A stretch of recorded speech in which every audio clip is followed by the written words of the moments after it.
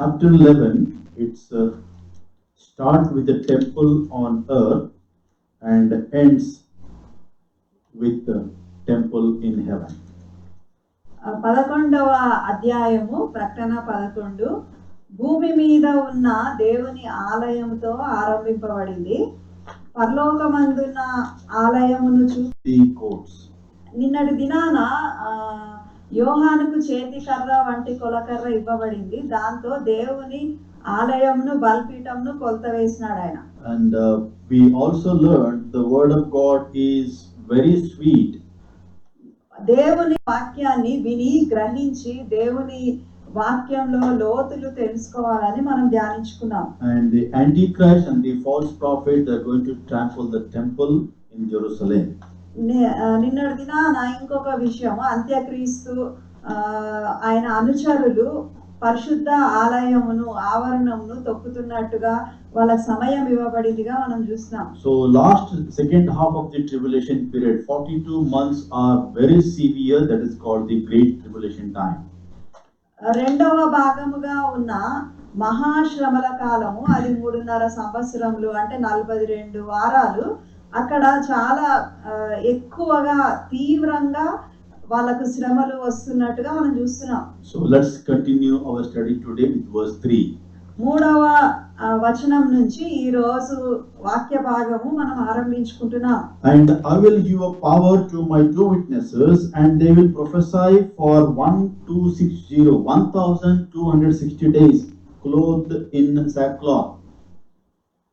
నేను నా 2 సాక్షులకు అధికారం ఇచ్చేదను, వారు గోనెపట్ట ధరించుకొని 1260 దినములు ప్రవచింతురు. So here the Lord is informing us or telling the John that there are two witnesses in the city of Jerusalem in the second half of the trip. Trying to understand why two people. ఇద్దరే ఎందుకు ఉండాలా, ఇద్దరు ఉండాల్సిన అవసరం ఏమొచ్చింది అని మనం అనుకున్నాం. As per the Deuteronomy chapter 17 verse 6, it is a mandatory to witness 2 or more people.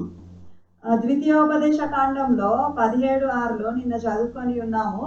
ఏదైనా విషయానికి అది రుజువుగా కావాలంటే 2 సాక్షులు అవసరమని మనం చూసుకున్నాం. So this second half will be the very crucial time, and God has to put 2 witnesses to prove that everything is going to be right. అయితే దేవుడికి ఈ 2 సాక్షుల అవసరం ఎందుకు వచ్చిందంటే, ఆ మహాశ్రమల కాలంలో జరుగుతున్న విషయాలకు వీళ్ళు సాక్షులుగా రుజువుపరుస్తున్నారు. So there are 2 powerful witnesses. The God has given them the supernatural power into their life to do a mighty things during this period. ఈ మహాశ్రమల కాలంలో దేవుడు వాళ్ళకు అధిక శక్తిని ఇచ్చి, అంటే సామాన్య మానవుల కంటే కూడా వీళ్ళు దేవుని శక్తితో ఎన్నో కార్యాలు మహత్కార్యములు చేయగల వారుగా ఉండి దేవుని కొరకు చాలా చక్కగా పరిచర్య చేసినట్టు ఇక్కడ రాయబడి ఉంది. And we also learned yesterday that why 3.5 years are so evil. ఈ 3.5 సంవత్సరాలు ఎందుకు ఇంత దుర్మార్గంగా ఉన్నాయి, ఇంత చెడుగా ఉన్నాయి అన్న విషయాన్ని కూడా మనం నిన్నటి దినాన ధ్యానించినాం. 7 is a completeness and 3.5 years is incomplete. 7 అనే సంఖ్య సంపూర్ణతను పరిపూర్ణతను చూపిస్తుంది. అదే విధంగా 3.5 అని అంటే అసంపూర్ణమైన సంఖ్యగా దినాలుగా మనకు తెలుస్తున్నాయి. And now we need to understand who are these 2 witnesses. ఈ 2 సాక్షులు ఎవరన్న విషయం మనం తెలుసుకోవాలి. And also we need to understand why they are in sackcloth. వీళ్ళిద్దరు ఎవరు, వీరు గోనెపట్ట ఎందుకు ధరించుకున్నారు అన్న విషయం కూడా తెలుసుకుందాం. So these 2 witnesses are mourning because of the wretched wickedness of the people on this earth. ఈ 2 సాక్షులు ఇన్ని రోజులు గోనెపట్ట ధరించుకొని వాళ్ళు ప్రలాపము చేస్తా ఉన్నారు. ఎందుకంటే యెరూషలేము మందిరము తొక్కబడతా ఉంది. ఆ శ్రమలను చూసి వాళ్ళు అట్లా చేస్తా ఉన్నారు. And the holy temple has been trampled by the antichrist. అంత్యక్రీస్తు దేవుని ఆలయమును ఆవరణమును వాళ్ళు తొక్కుతా ఉన్నట్టుగా ఆ సమయంలో చూస్తున్నాం. So they were having a very great task. They have to finish within the time period. వీళ్ళకు ఆ 3.5 సంవత్సరాల కాల పరిమితిలో దేవుడిచ్చిన పనులన్నీ చేయాల్సిన అవసరత ఎంతో ఉంది. Zechariah chapter 4 verse 3 and 12. జకర్యా గ్రంథము 4వ అధ్యాయము 3వ వచనం. It says, the two olive tree by it, one upon the right side of the wall and the other upon the left side thereof. మరియు 2 ఒలీవ చెట్ల దీపస్తంభమునకు కుడి ప్రక్క ఒకటియు ఎడమ ప్రక్క ఒకటియు కనబడుచున్నవని చెప్పి. And verse 12 of Zechariah 4, it says, and I answered again and said unto him, what be these two olive branches which through the two golden pipes empty the golden oil out of themselves? జకర్యా 4:11-12లో దీపస్తంభమునకు ఇరుపక్కల నుండి ఈ రెండు అడుగగా. So two witnesses and Antichrist are at the same period in the tribulation time. మహాశ్రమల కాలంలో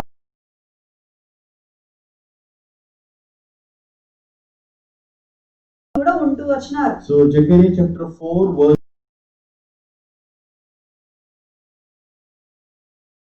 stands together. అయితే ఇక్కడ 2 ఒలివ చెట్లు అంతేకాకుండా దీపస్తంభాలు కూడా కలిసి ఒకేసారి ఉన్నాయి. So now even if you go to the garden of Gethsemane, the church of all nations, అక్కడ చర్చ్ ఆఫ్ ఆల్ నేషన్స్ అనే ఆ స్థలం పక్కన in the valley of కెద్రోను వాగుంటది. So you will have the Mount of Olives. అక్కడ ఆ లోయలో అక్కడ ఒలివ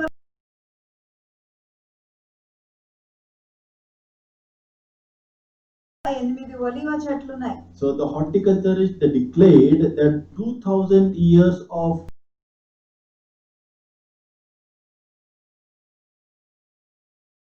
2000 సంవత్సరాల కంటే పై వయస్సు కలిగి ఉన్నాయని హార్టికల్చరిస్ట్ చెప్పినారు. అయితే అవి ఇప్పటికి కూడా కాపు కాస్తా ఉన్నాయి.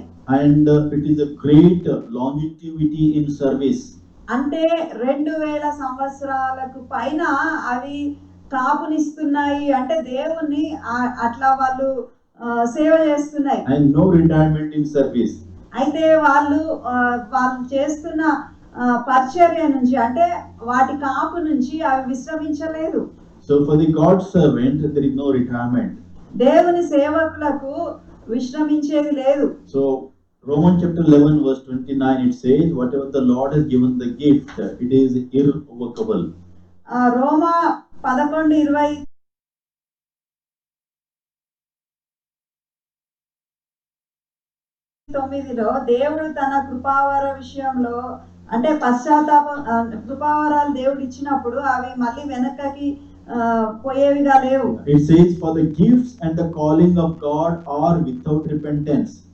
దేవుడు తన కృపావరాల విషయంలోను పిలుపు విషయంలోను పశ్చాత్తాపపడడు. ఒకసారి పిలుపునిస్తే మనం ఇంకా పని చేస్తూ ఉండాల్సిందే. So these two witnesses are doing the work for 1200. అట్లా దేవుడు సేవ చేస్తున్నట్టుగా యెరూషలేములో చూస్తున్నాం. So mourning and also doing the great work of the Lord. వాళ్ళు దుఃఖిస్తా ఉన్నారు, అయినా వాళ్ళు దేవుని పనిని వాళ్ళు జరిగిస్తా ఉన్నారు. Verse 5 and 6. 5, 6 వచనాలు. 4, 5, 6. 4, 5, 6. These are the two olive trees and the two lampstands that stand before the Lord of earth. If anyone tries to harm them, fire comes from their mouths and devours their enemies. This is how anyone who wants to harm them must die. These men have power to shut up the sky so that it will not rain during the time they are prophesying, and they have power to turn the waters into blood and to strike the earth with every kind of plague as often as they want. వీరు భూలోకమునకు ప్రభువైన వాని ఎదుట నిలిచిచున్న 2 ఒలీవ చెట్లను దీపస్తంభములున్నై ఉన్నారు. ఎవడైనను వారికి హాని చేయను ఉద్దేశించిన ఎడల వారి నోట నుండి అగ్ని బయలు వెడలి వారి శత్రువులను దహించి వేయును గనక ఎవడైనను వారికి హాని చేయను ఉద్దేశించిన ఎడల అలాగున వాడు చంపబడవలెను. And these two olive trees and the two lampstands is fulfilling the Zechariah's prophecy.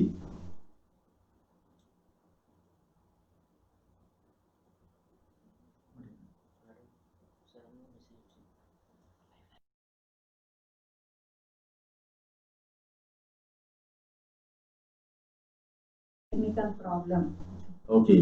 So Zechariah chapter 4 verse 3 and 12, it symbolizes the Zerubbabel and Joshua. Zechariah chapter 4 verse 3 and 12, that symbolizes the Zerubbabel and Joshua.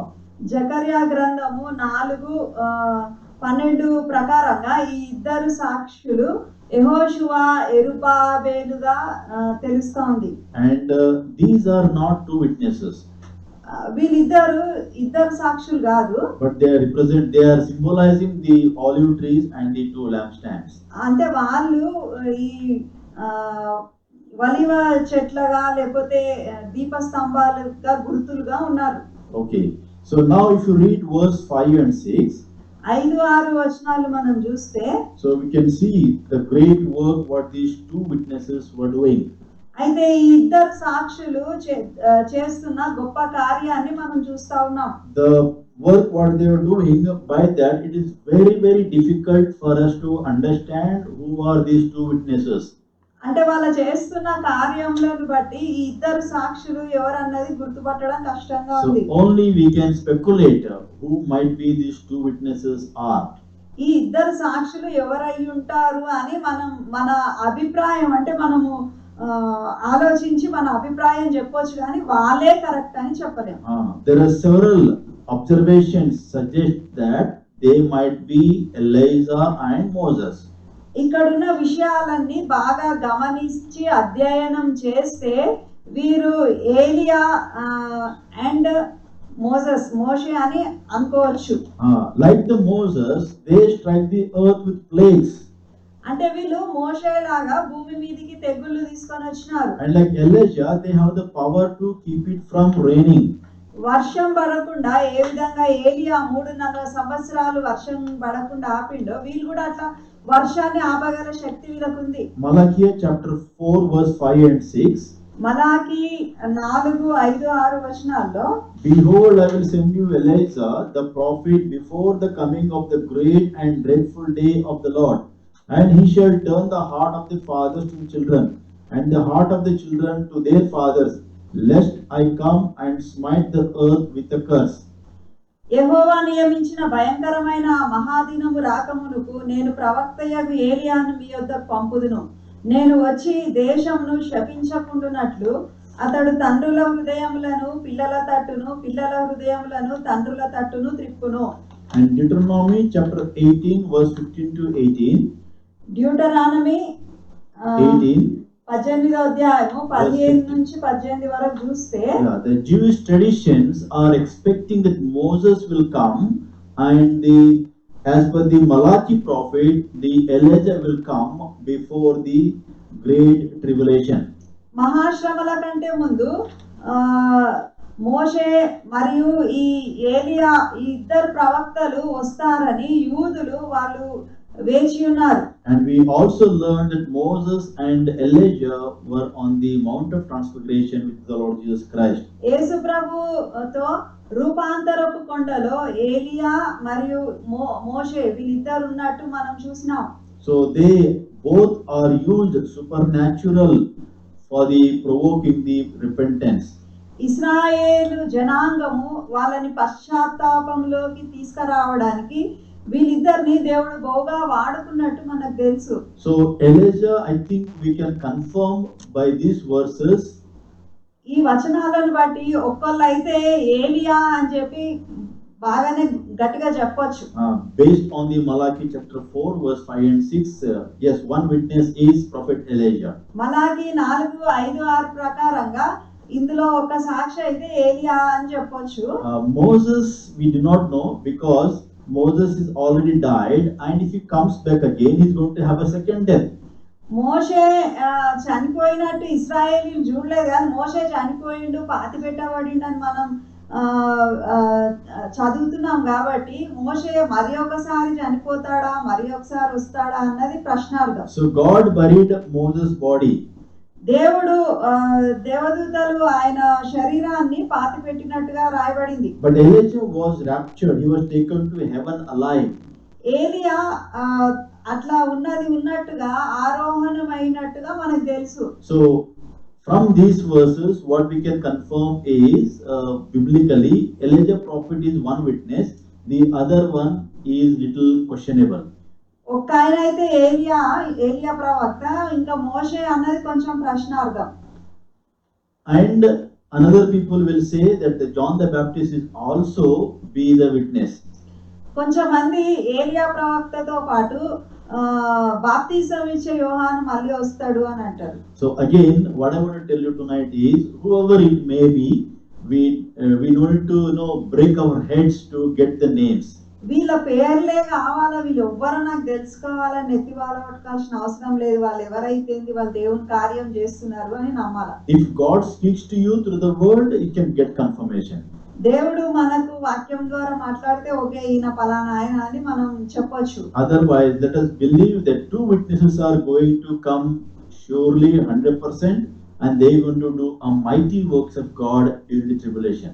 మహాశ్రమల కాలంలో ఇద్దరు సాక్షులను దేవుడు భూమి మీదకి పంపనై ఉన్నాడు. వాళ్ళు మనుషులు, వాళ్ళు ముందు ఇశ్రాయేలులతో ఉన్న వాళ్ళు. అయితే వాళ్ళిద్దరు వచ్చి దేవుని పరిచర్యను చేసి వాళ్ళు గొప్ప సాక్ష్యంగా ఉంటారని మనం నమ్మాల. And don't tell me that, brother, you told the wrong things. Moses and Elijah, they are two confirmed, and Enoch and John the Baptist is not right. మళ్ళీ ఆ తర్వాత ఎవరు వస్తారో తెలియదు. బ్రదర్ మీరు చెప్పినట్టు ఏలియా అండ్ మోసెస్ రాలేదు, లేకపోతే ఈనోక్ వచ్చిండు, అట్లా కాదు. ఇద్దరు సాక్షులు వస్తారు, అది వాక్యంలో రాయబడి ఉంది. కానీ ఒక్కొక్కళ్ళ నమ్మకము ఇక్కడున్న వాళ్ళు చేసే పరిచర్యను బట్టి వీళ్ళై ఉండొచ్చు, వాళ్ళై ఉండొచ్చు అని అనిపిస్తుంది. నాకైతే గట్టిగా ఒక ఆయన ఏలియా, ఇంకొక ఆయన మోషేనా ఈనోక అన్నది తెలుసుకోవాలి. So out of 4 people, you can choose any 2. దేవుడు వాళ్ళలో ఎవరినన్నా ఒకరిని పంపించే అవకాశం ఉంది. Okay, so even if they don't come, don't worry, but 2 witnesses will come and they will do their business. వాళ్ళే రాకపోయినా దేవుడు ఎవరో ఇద్దరిని నిర్ణయించి ఉన్నాడు. వాళ్ళ పేర్లు అయితే ఇక్కడ బయలుపరచలేదు, వాళ్ళు చేసే పని బయలుపరిచిండు. సో వాళ్ళు వచ్చి ఈ భూమి మీద వాళ్ళు మహాశ్రమల కాలంలో ఉండి దేవుని పరిచర్య చేస్తారు. So lastly, what I want to tell you is, when the God has not given the names, why we need to spend a lot of time to find out the names or search of the names. మనము దేవుడు ఇక్కడ పేర్లు ఇవ్వనందుకు దాని కొరకు సమయం వ్యర్థం చేసుకోకూడదు, ఎక్కువ సమయం వ్యర్థం చేసుకోవద్దు. ఓకే అట్లాంటి వాళ్ళు ఇట్లాంటి వాళ్ళు ఎవరు వస్తారని అనుకొని మనం ముందుకెళ్ళాలి. So let us understand very clearly in our mind that 2 witnesses will come in the second half of the tribulation, and they will do a mighty works for God. ఈ ఇద్దరు సాక్షులు మహాశ్రమల కాలంలో వచ్చి అంత్యక్రీస్తున్న ఆ సమయంలో దేవుని కొరకు సాక్షులుగా నిలబడి దేవుడు వాళ్ళకు అప్పగింపబడిన పనిని ఆ 3.5 సంవత్సరాల కాల పరిమాణంలో చాలా చక్కగా చేసి ఉన్నారు. And these are the 2 witnesses. If anyone tries to harm them, fire comes from their mouth and devour their enemies. ఎవడైనాను వారికి హాని చేయని ఉద్దేశించిన ఎడల వారి నోట నుండి అగ్ని వేడలి వారి శత్రువులను దహించి వేయును. So whenever the false prophet or antichrist come against them, ఎప్పుడైనా అంత్యక్రీస్తు గాని వాని అనుచరులు గాని వీళ్ళకు విరుద్ధంగా వచ్చి వీళ్ళకి వ్యతిరేకంగా ఏమన్నా హాని చేయాలనుకున్నప్పుడు, so these 2 witnesses have a supernatural power. It says when the mouth opens, the fire will come from their mouths. వీళ్ళు నోరు తెరిస్తే చాలు వీళ్ళ నోట్లో నుంచి మంటలు వచ్చి వాళ్ళని దహించేస్తుందంట. చూడండి ఎంత గొప్పగా వీళ్ళ పరిచర్య ఉంది. And it also says verse 6, then the men have a power to shut up the sky so that it will not rain during the time they are prophesying. వారు ప్రవచించు దినములు వర్షము కురవకుండా ఆకాశమును మూయుటకు వారికి అధికారము కలదు. So always the miracles will be accompanied or authenticated by the God's messengers. దేవుని సేవకులు వాళ్ళు ఇట్లాంటి అద్భుతాలు చేయడానికి దేవుడు వారికి అధికారము ఆ శక్తిని ఇచ్చి వీళ్ళు నా సేవకులని రుజువుపరుచుకుంటాడు. So prophet Elijah has already stopped 3.5 years rain in his time. ఏలియా ప్రవక్త ఆయన బ్రతుకు దినములలో ఆయన ప్రార్థన చేసినప్పుడు వర్షం కురవద్దంటే 3.5 సంవత్సరాలు వర్షమే కురవలే. So that is the proof we have that even these two witnesses will do the similar things. When they speak, when they open their mouth, they have the power to shed the rain. ఏలియా ప్రవక్త అలా చేసి ఉన్నాడు కాబట్టి ఒక రుజువు మనకు ఉంది కాబట్టి ఇప్పుడు ఈ ఇద్దరు సాక్షులు కూడా అట్లా వర్షం రావద్దంటే వర్షం రాకుండా ఉంచే శక్తి వాళ్ళ నోట్లలో వాళ్ళ మాటల్లో ఉంది. So here we can understand the world is going to experience a disaster. అంటే వీళ్ళు ఉన్న ఆ సమయంలో భూమి మీద వినాశనము నాశనము ఎంతో జరుగుతున్నట్టుగా చూస్తున్నాం. It's going to add the immeasurable torments.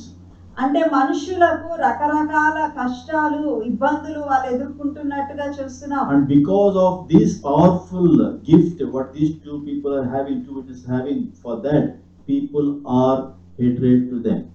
అయితే వీళ్ళు చేస్తున్న పనులను బట్టి వీళ్ళు భూమి మీదకి తీసుకొస్తున్న విషయాలను బట్టి భూనివాసులందరూ వీళ్ళని చూసి వాళ్ళంటే ఇష్టం లేకుండా వాళ్ళంటే సహించకుండా ఉన్నారు. And also it says the waters will turn into blood.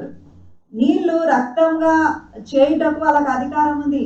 So we remember when we talk about the second and third trumpet, we found that the water becomes blood and people is going to drink the blood water. రెండవ బూర మూడవ బూర ఉదిన సమయాల్లో నీళ్లు రక్తంగా మారబడినాయి. అయితే భూనివాసులకు తాగడానికి ఆ రక్తమే మిగిలినట్టుగా మనం చూసినాం. So here also when these two witnesses, if they touch the water and the water with their power, the water will turn into blood. వీళ్ళు కూడా నీళ్లను రక్తంగా చేయుటకు వీళ్ళకు అధికారంను దేవుడు ఇచ్చి ఉన్నాడు కాబట్టి అవన్నీ చూసి మనుషులకు వీళ్ళంటే ఇష్టం లేకుండా అయిపోయింది. 2 Thessalonians chapter 2 verse 4. రెండవ దెస్సలోనీయులకు రాసిన పత్రిక 2వ అధ్యాయం 4వ వచనంలో It says, who opposeth and exalteth himself above all that is called God or that is worshipped, so that he sitteth as God in the temple of God, showing himself to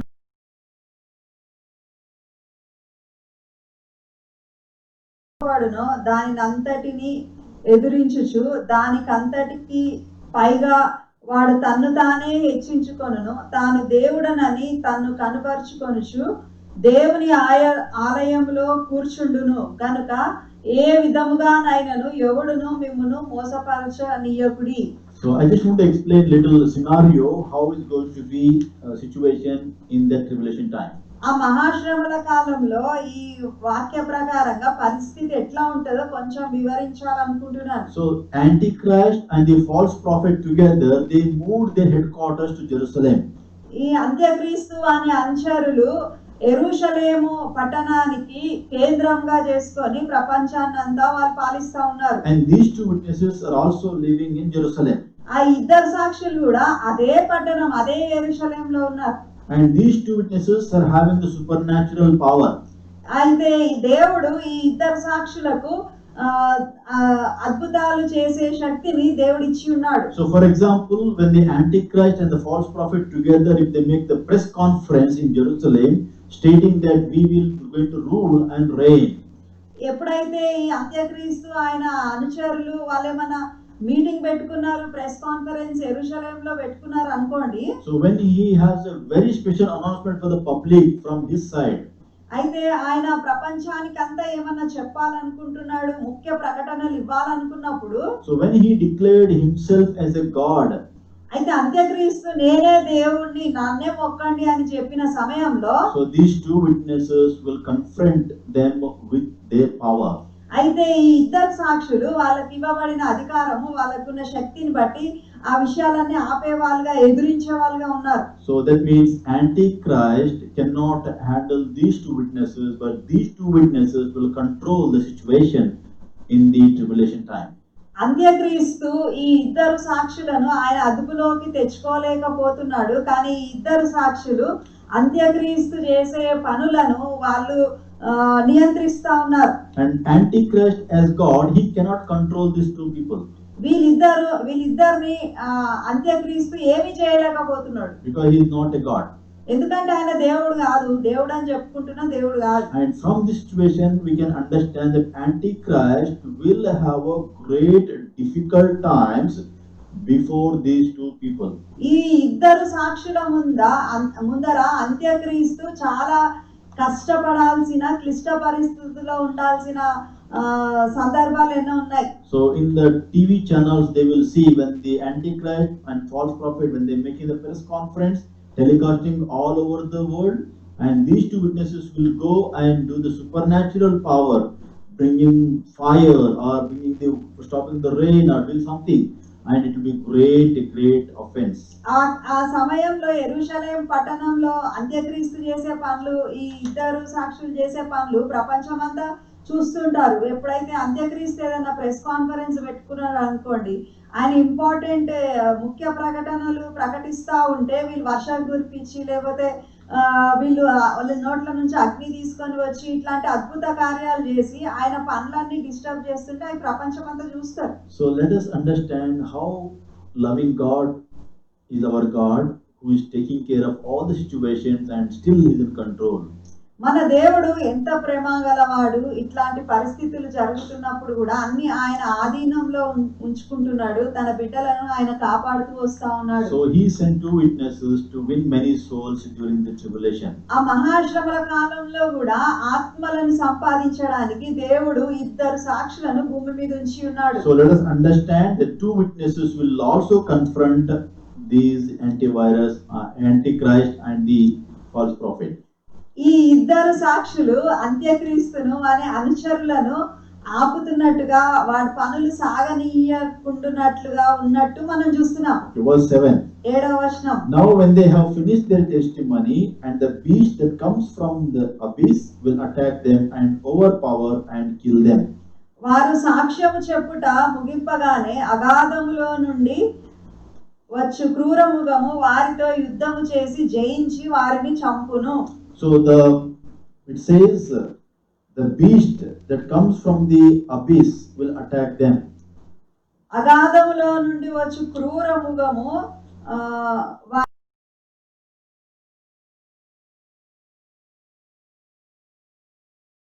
This beast could be Satan or an agent of Satan. అగాధములో నుండి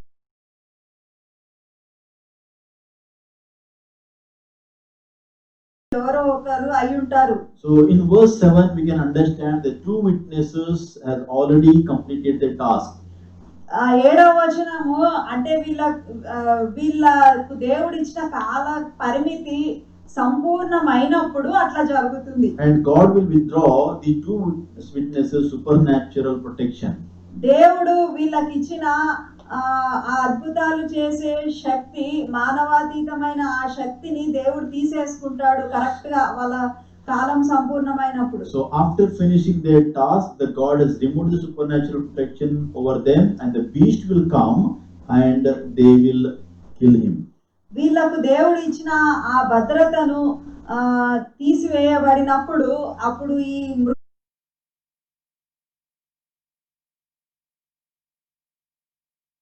మృగము అగాధంలో నుండి వచ్చి వీరిని చంపుతుంది. So now we can understand the beast is able to accomplish what others people can able to do it.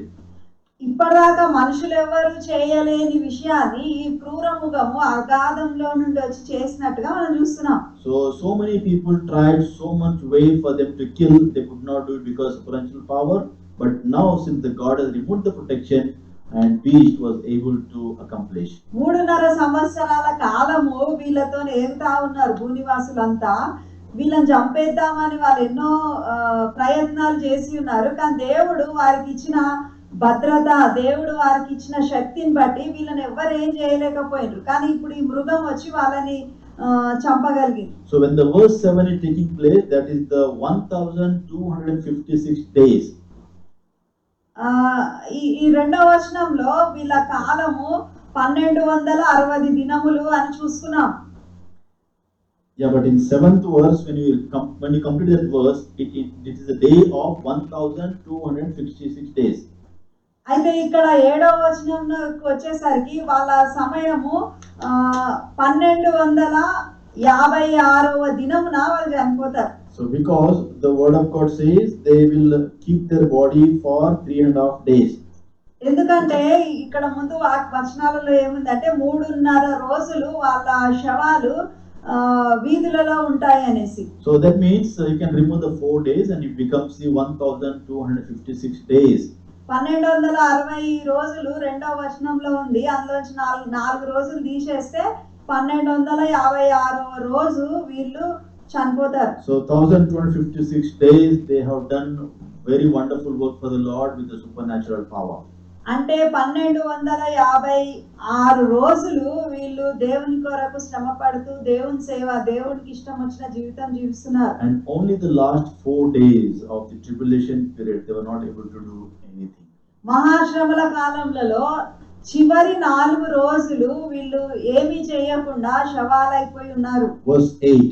8వ వచనం. Their bodies will lie in the street of the great city, which is figuratively called Sodom and Egypt, where also their Lord was crucified. వారి శవములు ఆ మహాపట్టణపు సంత వీధిలో పడి ఉండును. వారికి ఉపమాన రూపముగా సొదొమ అనియు ఐగుప్తు అనియు పేరు. అచ్చట వారి ప్రభువు కూడా సిలువ వేయబడెను. So actually if you read the history you will understand the Jesus crucified place known at second half. యేసు ప్రభు సిలువ వేయబడిన దినము ఈ రెండవ అంటే మహాశ్రమల కాలంలో చూపించబడుతుంది. And Antichrist chief of Sodom. ఈ సొదొమునకు అంత్యక్రీస్తు వాడు రాజుగా లేకపోతే ఏలేవాడుగా ఉన్నాడు. And here if you read the verse we can understand that people were refused to bury these two bodies. అయితే వీళ్ళు ఆ శవములను సంత వీధిలో పడేసినారు అంటే వాళ్ళని పూడ్చలేదు. So Old Testament they expressly forbid these practices to give the reverence.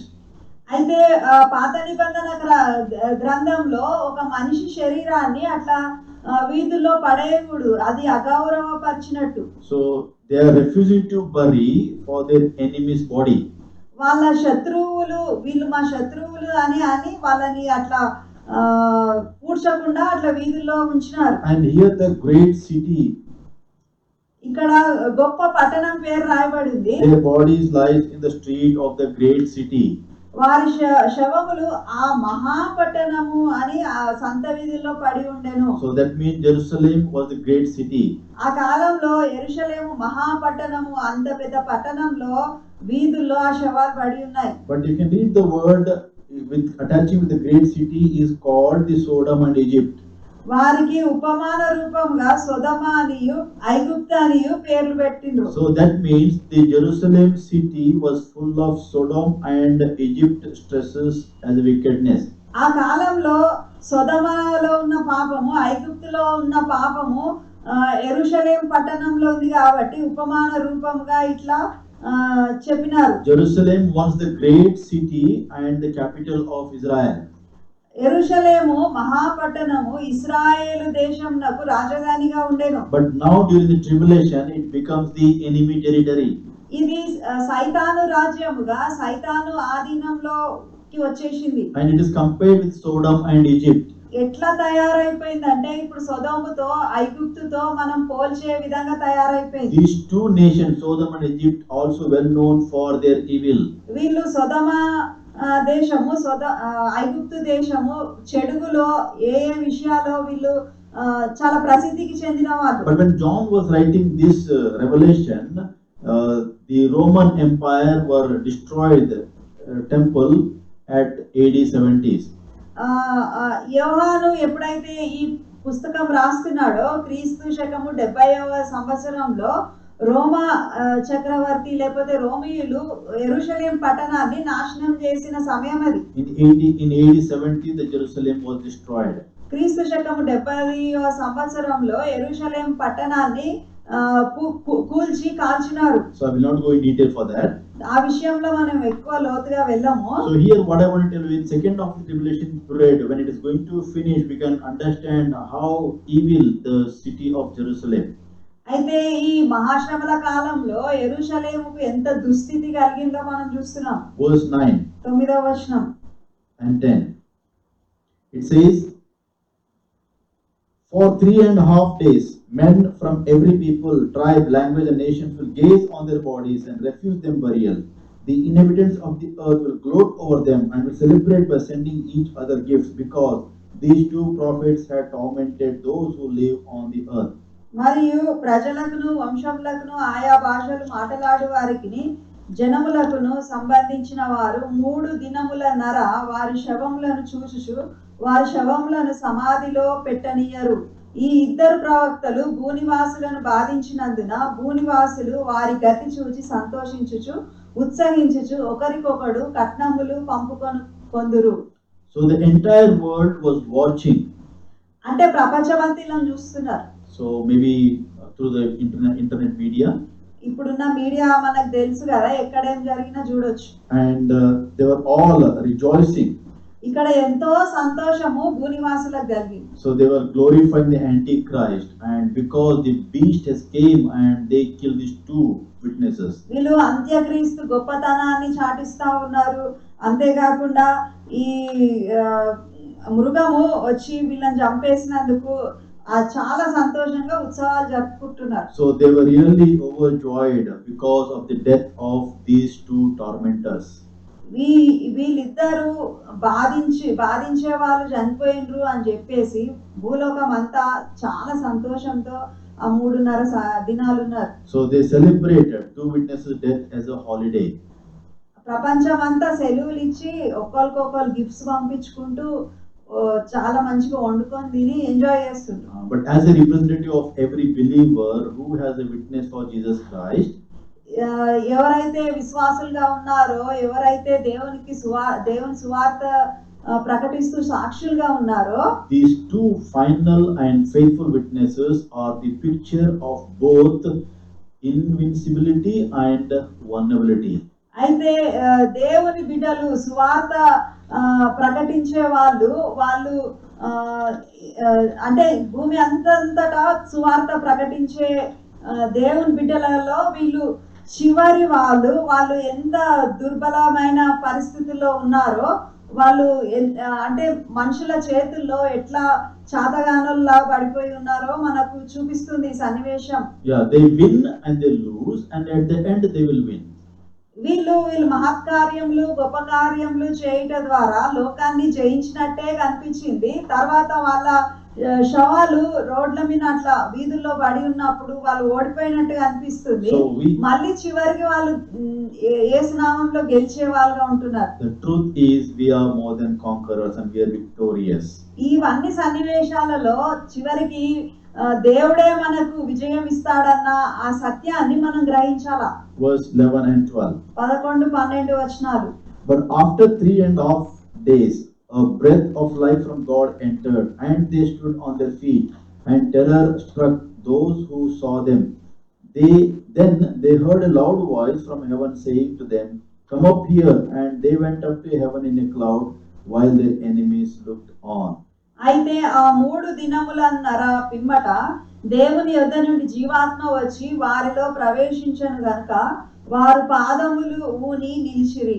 వారిని చూచిన వారికి మిగుల భయం కలిగెను. అప్పుడు ఇక్కడికి ఎక్కిరండని పరలోకం నుండి గొప్ప స్వరము తమతో చెప్పుట వారు విని మేఘారూఢులై పరలోకమునకు ఆరోహణమైరి. వారు పోవుచుండగా వారి శత్రువులు వారిని చూచిరి. See, after 3.5 days, the breath has come into their life, and they can hear the great voice from heaven asking them to come up. 3.5 దినములకు దేవుని యొద్ద నుండి జీవాత్మ వాళ్ళ లోపలికి వచ్చిందంట.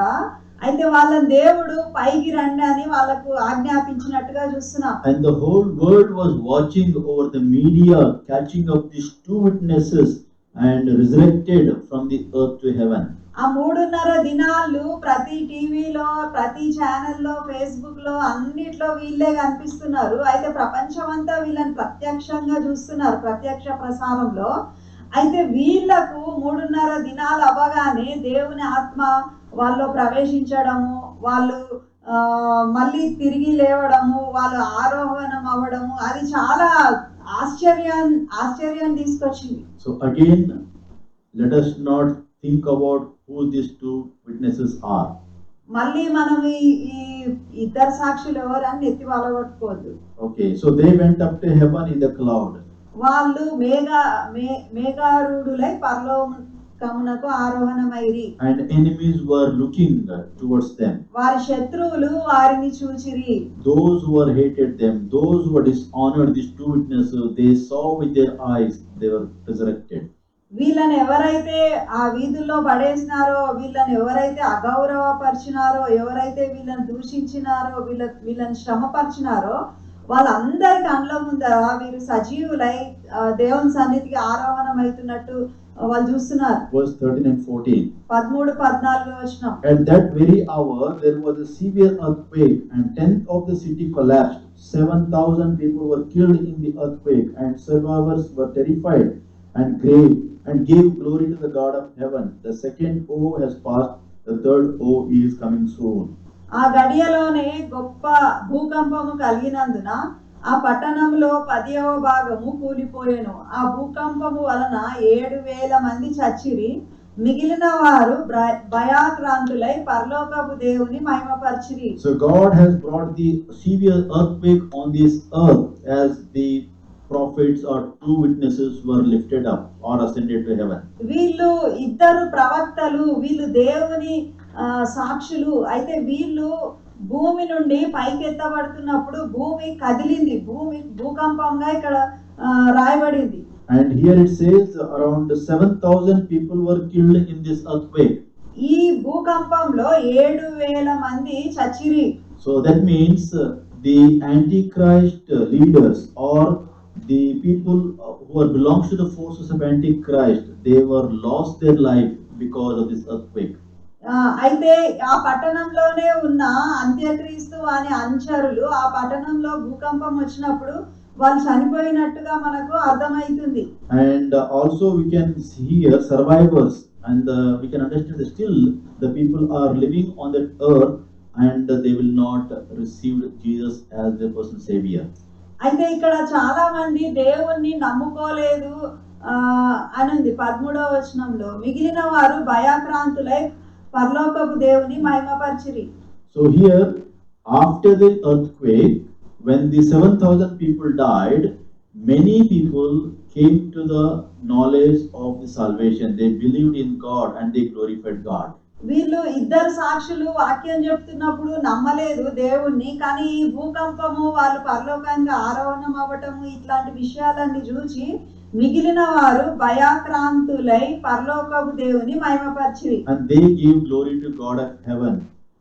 దేవుని మహిమపరిచిరి, పరలోకపు దేవుని. It was a genuine experience of the salvation to the Jews. అంటే ఆ యెరూషలేములో ఉన్న యూదులకు నిజమైన పశ్చాత్తాపము కలిగి వాళ్ళు దేవుని నమ్ముకున్నట్టు. From verse 13 we can understand that this is the ultimate God's plan, that every man shall come to the knowledge of salvation. దేవుడు ప్రతి ఒక్కరు రక్షణలోకి రావాలని ఆయన ఇష్టము చిత్తము అయ్యింది. ఆ విధంగా జరుగుతా ఉంది. And God's saving plan, and the people has to give a glory to his name. మనుషులు రక్షింపబడాలా, అంతేకాకుండా వాళ్ళు దేవుని నామాన్ని మహిమపరచాలన్నది దేవుని ఉద్దేశం. So glorifying God prompts us to moral action and loving service. దేవుని మహిమపరచడము అని అంటే మనము మన స్వభావమును మార్చుకొని మనం దేవుని సేవించే వాళ్ళుగా, మన క్రియలలో చూపించే వారంగా ఉండాలి. And here it says second woe has passed and the third woe is coming soon. 14వ వచనంలో రెండవ శ్రమ గతించెను, ఇదిగో మూడవ శ్రమ త్వరగా వచ్చుచున్నది. So we have seen in chapter 9 verse 12 the sixth trumpet was blasted. 9వ అధ్యాయము 16వ వచనంలో 6వ బూర ఊదబడింది. And chapter 10 verse 1 we have seen the interlude between the sixth and seventh trumpet. 10వ అధ్యాయము 1 నుంచి ఇప్పటిదాకా మనము 6వ బూర, 2వ బూర, ఈ రెండిటి మధ్యలో జరిగిన విషయాలను ఇప్పటిదాకా ధ్యానించుకున్నాం. So the verse 14 reminding us the second woe is already passed and third woe is coming soon. 6వ బూరతో రెండవ శ్రమ గతించింది, ఇప్పుడు 7వ బూర నుంచి మూడవ శ్రమ వచ్చుచున్నది. Verse 15. 15వ వచనం. The seventh angel sounded his trumpet, and there were loud voice in heaven which said, The kingdom of the world has become the kingdom of our Lord and of his Christ, and he will reign forever and ever. 7వ దూత బూర ఊదినప్పుడు పరలోకంలో గొప్ప శబ్దములు పుట్టెను. ఆ శబ్దములు ఈ లోక రాజ్యము మన ప్రభు అయిన రాజ్యమును ఆయన క్రీస్తు రాజ్యము నాయను ఆయన యుగ యుగముల వరకు ఏలుననెను. So despite of all the political and cultural situations and divisions, అక్కడున్న రాజకీయ సాంస్కృతిక విభజనలు ఉన్నప్పటికీ కూడా so Bible teaches us that God's kingdom is going to come. దేవుని రాజ్యము తప్పక వచ్చి తీరుతుందని వాక్యం ప్రకటిస్తుంది. So the world spiritually has one kingdom and with one ruler. అయితే భూమి అందంతటా ఆత్మీయంగా ఒకటే రాజు ఒకటే రాజరికం ఉంటుంది. And the long rebellion kingdom will be finished or destroyed, or it will end, and the victorious return of the Lord Jesus Christ comes and he will reign and rule with us. ఇంత సుదీర్ఘ కాలము మానవులలో దేవునికి వ్యతిరేకంగా తిరుగుబడి ఉండే ఈ పద్ధతులన్నీ అంతమయ్యి దేవుని రాజ్యము యేసు ప్రభు రాకతో దేవుని రాజ్యము So స్థాపింపబడుతుంది. he will reign forever and ever. ఆయన నిత్యము ఏలేవాడుగా ఉంటున్నాడు.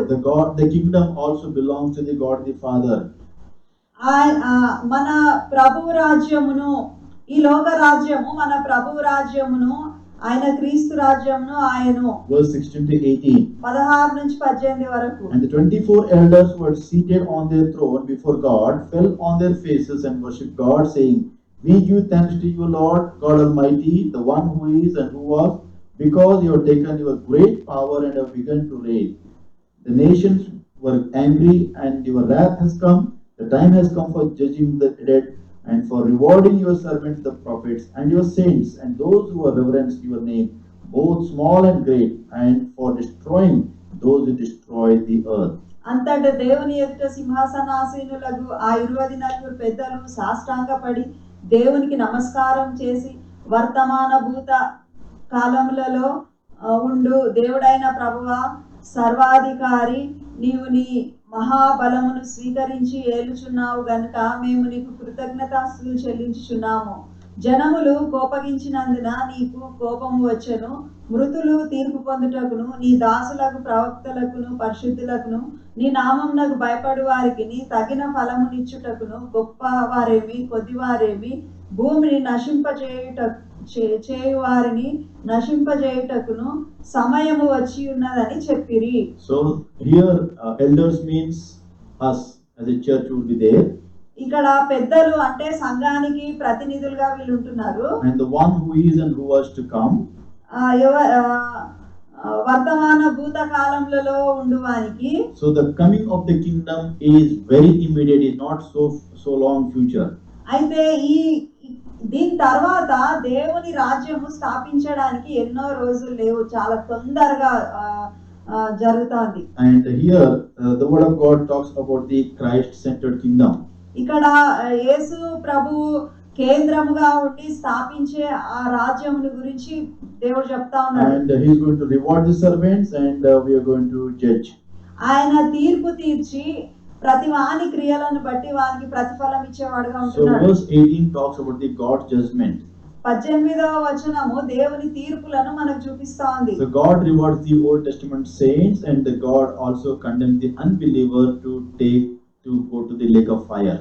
అయితే దేవుడు పాత నిబంధన భక్తులను వాళ్ళ పనికి ఆయన ప్రతిఫలం ఇస్తా ఉన్నాడు. అంతేకాకుండా ఎవరైతే దేవుణ్ణి నమ్మకుండా ఆయన యందు విశ్వాసం ఉంచకుండా ఉంటున్నారో వాళ్ళకు ఆయన తీర్పు తీర్చేది ఈ వచనంలో రాయబడింది. So our greatest reward will be eternal life in his presence. ఆయన సన్నిధిలో మనము నిత్య జీవము కలిగిన వారమై నిరంతరం ఆయనతో పాటు ఉంటాము. అది మనకు దేవుడు ఇచ్చే గొప్ప వరం. Verse 19. 19వ వచనం. Then God's temple in heaven was opened, and within his temple was seen the ark of his covenant, and there came flashes of lightnings, rumblings, peals of thunder, an earthquake and great hailstorm. మరియు పరలోకమందు దేవుని ఆలయము తెరవబడగా దేవుని నిబంధన మందసము ఆయన ఆలయంలో కనబడెను. ఆ అప్పుడు మెరుపులను, ధ్వనులను, ఉరుములను, భూకంపములను, గొప్ప వడగండ్లను పుట్టెను. So this is talks about the temple in heaven. ఇది పరలోకంలో ఉన్న ఆలయాన్ని, దేవుని ఆలయాన్ని మనకు చూపిస్తుంది. So as we all anticipated, this will take place and it becomes the reality in our life. మనం అందరము ఎదురు చూసిన విధంగా అది మనము కళ్ళతో మనం చూడగలుగుతాం. And this is the climax of the seventh trumpet. అయితే ఈ 7వ దూత బూర ఊదినప్పుడు ఈ విషయం కనిపిస్తుంది. So actually the last days of tribulations, and we are going to rejoice in His presence. And He says the heaven will be opened, and the temple was seen in the ark of His covenant. మనము పరలోకంలో ఉంటాము, సంఘం ఎత్తబడి పరలోకంలో ఉంటది.